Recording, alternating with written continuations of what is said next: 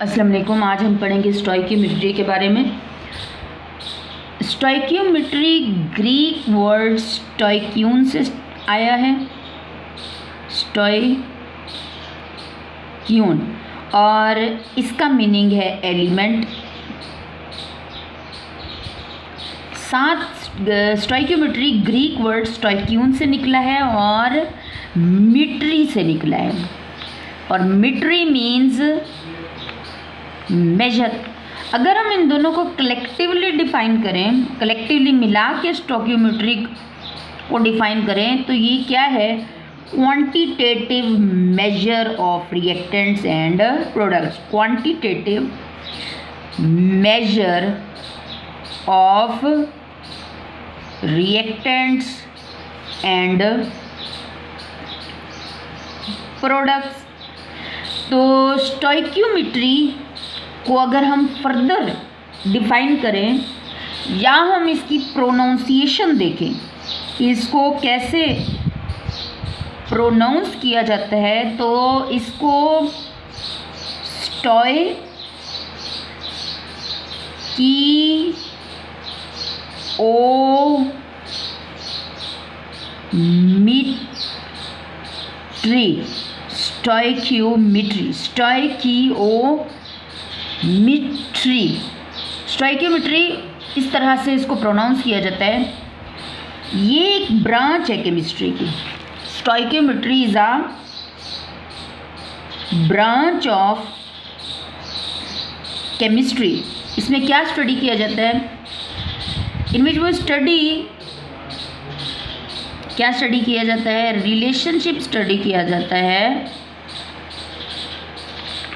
Between amount of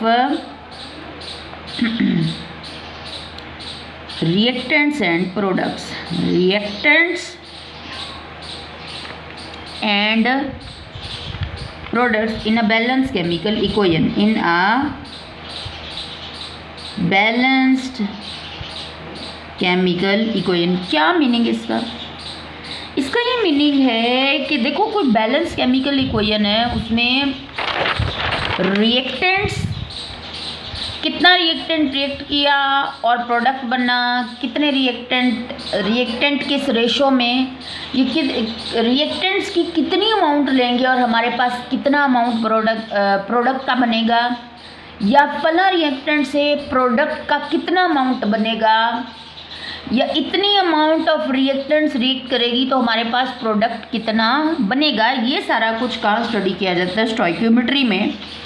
stoichiometry is a branch of chemistry in which वो क्या study करते हैं? Relationship between the amount of reactant and product in a balance chemical equation. Balance chemical equation में reactant और product की amounts की क्या ratio है। मतलब कोई केमिकल इक्वेशन है, जैसे सपोज हम ले लें N2 + 3H2 goes to 2NH3।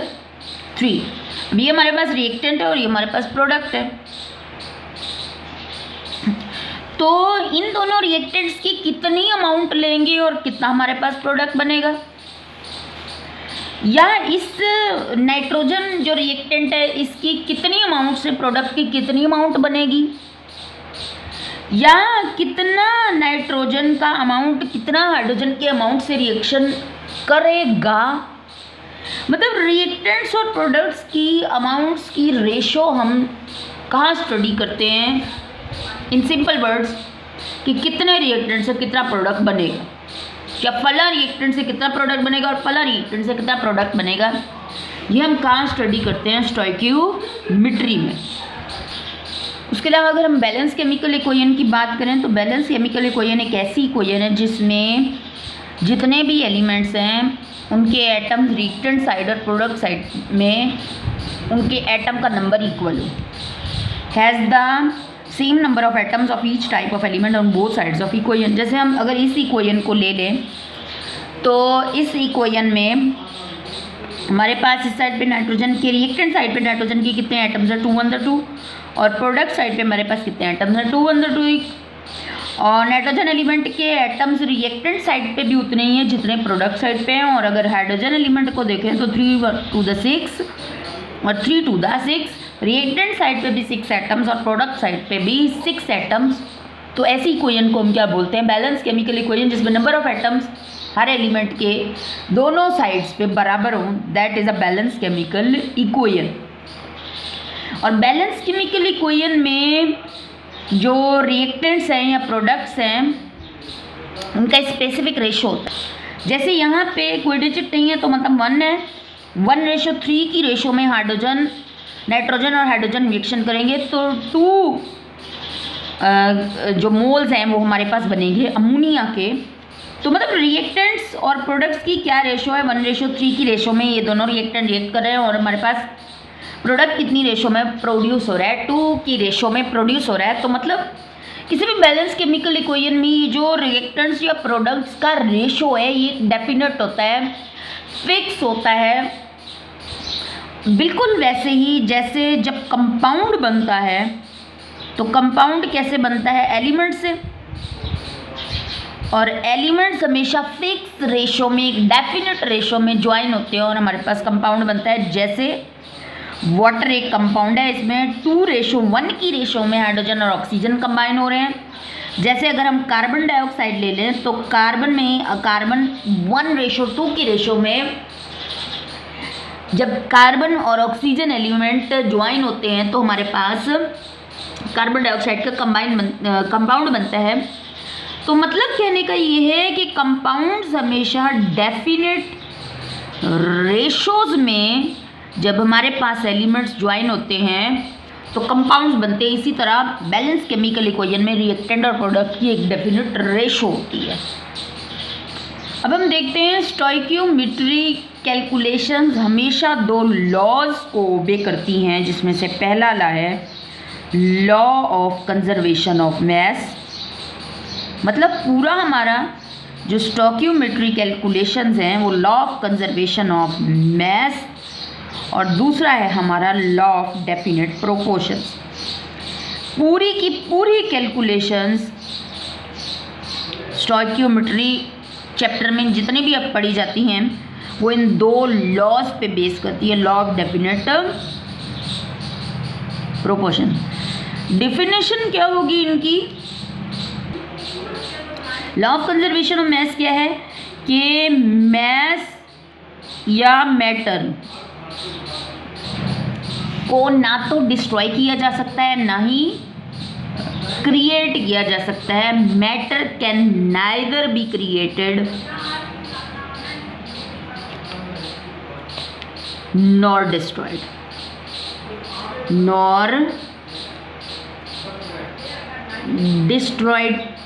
लेकिन अगर स्टोइकियोमेट्री के टॉपिक को जहन में रख के अगर law of conservation of mass की डेफिनेशन की जाए तो एक और डेफिनेशन भी law of conservation of mass की बनती है, जिसको हम यूँ लिखते हैं total mass of reactant is equal to the total mass of product. यानी रिएक्टेंट का जितना भी मास होगा प्रोडक्ट का मास भी उतना ही होगा। ये एक और डेफिनेशन है law of conservation of mass की अकॉर्डिंग। अगर हम स्टोइकियोमेट्री का टॉपिक डिस्कस कर रहे हो तो इस तरह से भी लॉ ऑफ कंजर्वेशन मास वो डिफाइन किया जाता है। क्या है लॉ ऑफ कि मैटर को ना तो हम क्रिएट कर सकते हैं ना डिस्ट्रॉय कर सकते, लेकिन अगर हम इसको एक और तरीके से डिफाइन करें तो total mass of reactant is equal to the total mass of product. यानी रिएक्टेंट का जितना मास है प्रोडक्ट का भी उतना ही मास होगा। रिएक्टेंट का मास प्रोडक्ट के मास के बराबर होगा हमेशा। अब हम डिफाइन कर लेते हैं लॉ ऑफ डेफिनेट प्रोपोर्शन को। क्या कहना है इसका कि जो कंपाउंड है, जैसे कार्बन डाइऑक्साइड हमारे पास एक कंपाउंड है, जैसे वाटर हमारे पास एक कंपाउंड है, always contain the same elements combined in the same ratio by mass. मतलब एक कंपाउंड जब भी बनेगा उसमें हमेशा वही एलिमेंट्स होंगे जो कि उसमें होते हैं। जैसे कार्बन डाइऑक्साइड में कार्बन और ऑक्सीजन, हमेशा ही कार्बन और ऑक्सीजन के कॉम्बिनेशन से बनेगा, हमेशा सेम ही एलिमेंट से बनेगा। Of course same he element से बनेगा। वाटर है तो हमेशा हाइड्रोजन और ऑक्सीजन से बनेगा, कार्बन डाइऑक्साइड है तो कार्बन और ऑक्सीजन से बनेगा। Combined in the same ratio, और हमेशा सेम रेशो में ही बनेगा, यानी 1:2 की रेशो में ही कार्बन और ऑक्सीजन के एटम ज्वाइन होंगे हमेशा। आप इन रेशोज को चेंज नहीं कर सकते, अपनी मर्जी से कुछ भी नहीं लिख सकते, ये हमेशा 1:2 की रेशो में ही ज्वाइन होंगे और कंपाउंड बनाएंगे।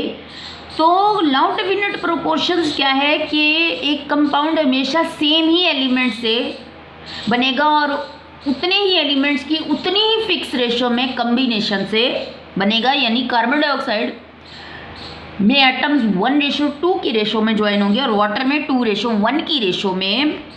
ऑक्सीजन की इस साइड पे कोई डिजिट नहीं है तो 1 है, तो 2 हाइड्रोजन के एटम 1 ऑक्सीजन एटम के साथ ज्वाइन होकर वाटर का एक मॉलिक्यूल बनेगा, मतलब 2:1 की रेशो में ही एटम्स हाइड्रोजन और ऑक्सीजन के ज्वाइन होंगे और बनेगा।